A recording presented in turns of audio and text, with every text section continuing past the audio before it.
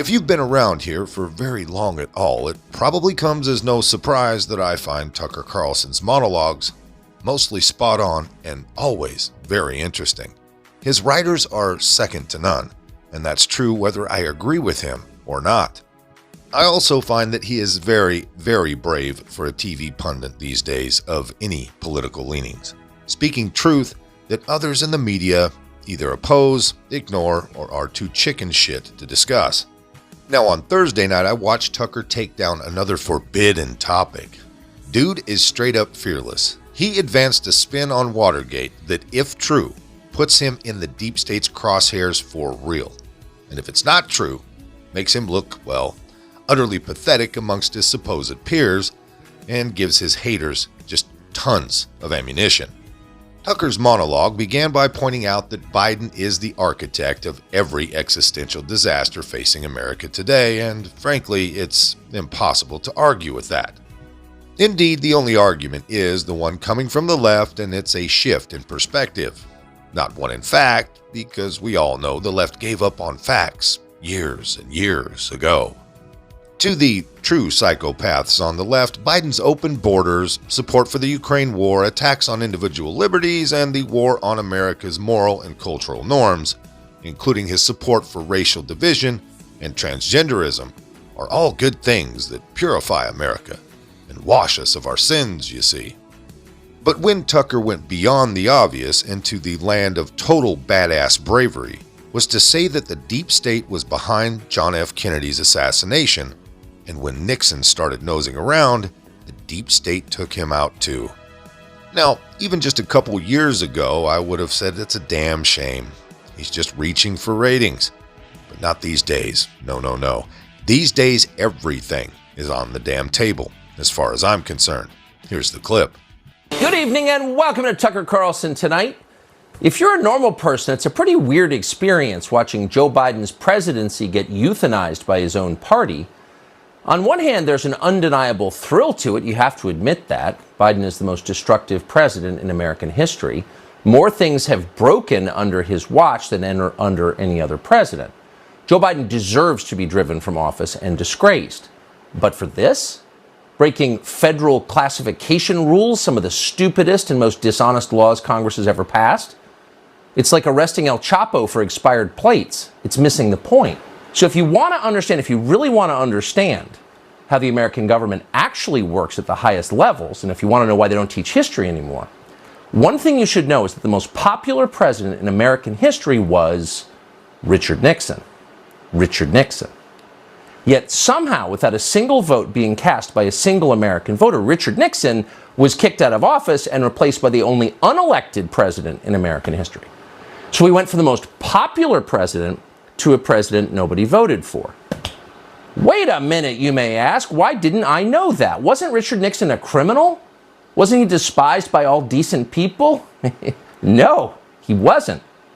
In fact, if any president could claim to be the people's choice, it was Richard Nixon. Richard Nixon was reelected in 1972 by the largest margin of the popular vote ever recorded before or since. Nixon got 17 million more votes than his opponent. Less than 2 years later, he was gone. He was forced to resign. And in his place, an obedient servant of the federal agencies called Gerald Ford took over the White House. How did that happen? Well, it's a long story, but here are the highlights, and they tell you a lot.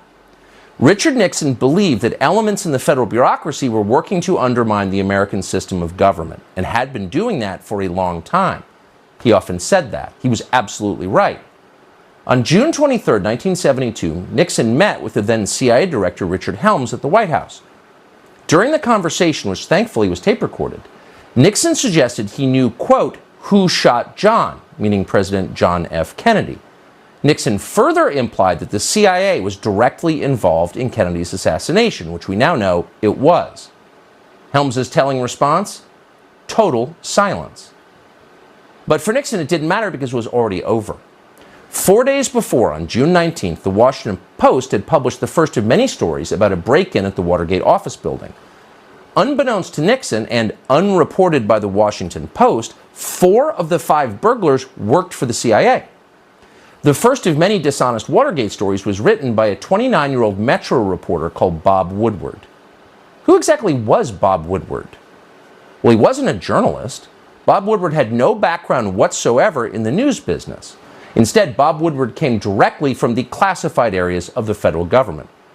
Shortly before Watergate, Woodward was a naval officer at the Pentagon. He had a top-secret clearance. He worked regularly with the intel agencies. At times, Woodward was even detailed to the Nixon White House, where he interacted with Richard Nixon's top aides. Soon after leaving the Navy, for reasons that have never been clear, Woodward was hired by the most powerful news outlet in Washington and assigned the biggest story in the country.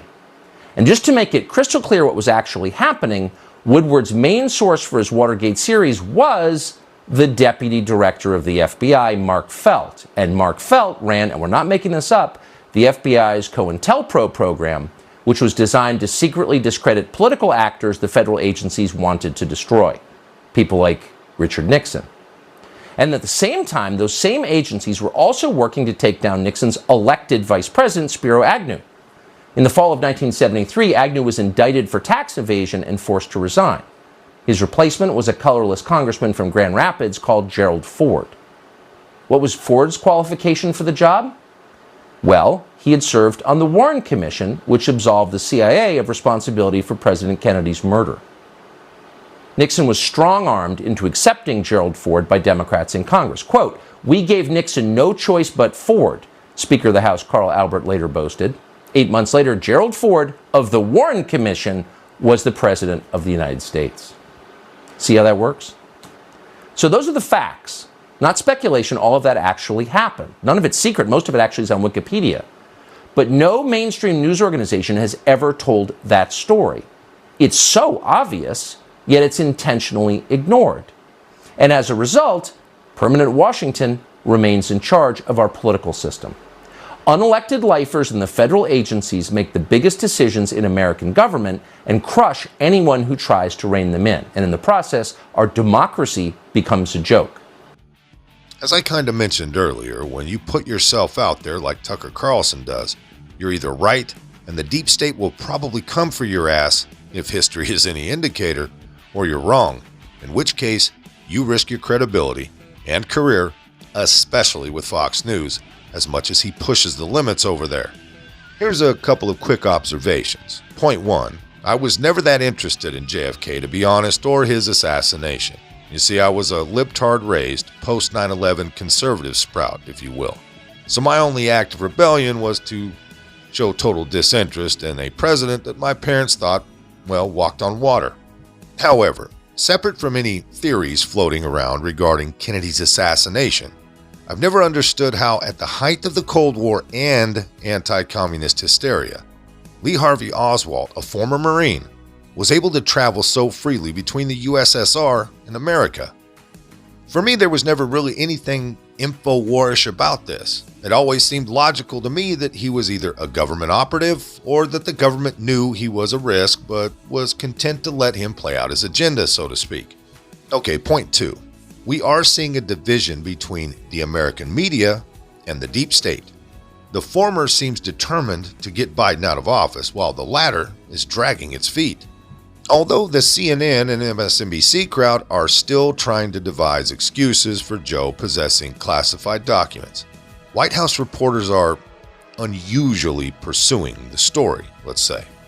They're asking Karine Jean-Pierre real questions and even going after Biden himself. Just today, the New York Times reported that a cabal of people close to Joe tried to silence the entire classified document scandal. Folks, that kind of sounds like actual journalism, a far difference from the usual fluffy propaganda we've been hearing, reading, and seeing for the last, 14 plus years? Meanwhile, the DOJ and FBI are actively protecting Joe, as evidenced by the fact that the DOJ and FBI wanted absolutely nothing to do with the document search, leaving the entire matter to Joe's lawyers, who might, maybe, just be a tiny bit partisan. Indeed, they're repeating a pattern we saw with both Hillary and Hunter, which involved protecting them whenever and however possible. Additionally, Robert Heuer, a man whom Garland reluctantly appointed to investigate Biden's document problem, is himself a deep state operative. And no, don't fall for the bullshit, don't be distracted by the fact that he's a Republican. What's more interesting is that he was principal counsel to both Rob Rosenstein and Christopher Wray, neither of whom have been a friend to the United States Constitution. I have no idea what to make of the seeming schism between the media and the intelligence communities. All I know is that it's always interesting to see them part ways, so to speak. Okay, final point before I let you go. I suspect that many of you, like me, once would have scoffed at theories such as the one Tucker advanced last night. The thought that our government could be engaged in the kind of corruption that characterized the end of the Roman and Byzantine empires seems impossible. Because we, after all, are a constitutional republic. Don't forget that. But as the events before, during, and after Trump's presidency have revealed, that constitutional republic may be an illusion, a fantasy, just a dream. Instead, we're the proles in Orwell's 1984, thinking we're living ordinary life, even as behind the scenes, Big Brother is pulling all the strings. In 1984, their ignorance and naivete are what kept Big Brother in power. There was always the risk that if they learned what was really going on, Big Brother, which I've always assumed was the party, not just one person, might be forced to abdicate or bow out. Anyways, I sure hope to hear more of this new spin on Richard Nixon. That was some really fascinating stuff. Oh, and real quick, the extra spicy video that I mentioned I'm going to post on Rumble or BitChute is going to take a couple more days. I'm sorry about that. Had some things come up here at home, and I'm still trying to drive content onto YouTube. The regular daily stuff got a little bit behind. Sorry about that. Most of this came by way of the American Thinker. If you liked it, hit that like button. Subscribe if you haven't. Leave a comment down below. There's a PayPal link in the description box, so please put $1 in the bucket on the way out the door.